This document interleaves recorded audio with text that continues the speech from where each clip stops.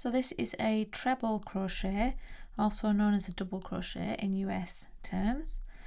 So I'm going to assume that we're working into the stitch, unless your pattern specifies otherwise, when you might be working into the back loop or the space or something. So we're looking for the next stitch along, so you can see I've worked into this space here.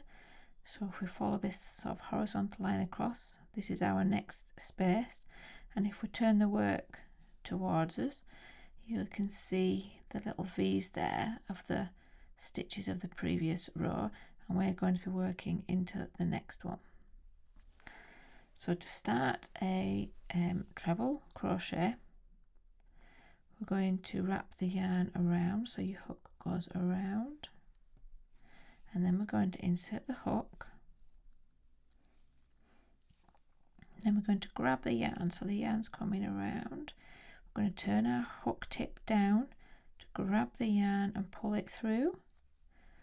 And now we've got 3 loops on the hook. So we're going to yarn over, so the hook goes around, so the yarn comes from the back over the top. We're turning the tip of our hook down to grab the yarn, and we're going to pull it through the first and second loops only.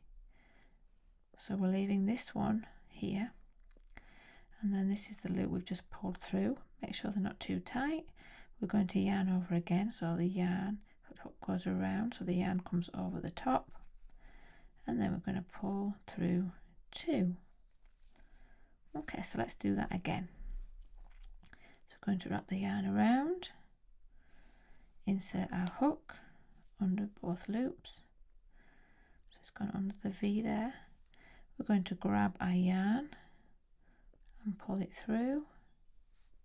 We've got 3 loops on our hook, yarn over, and just pull through the first 2, yarn over, and pull through the next 2.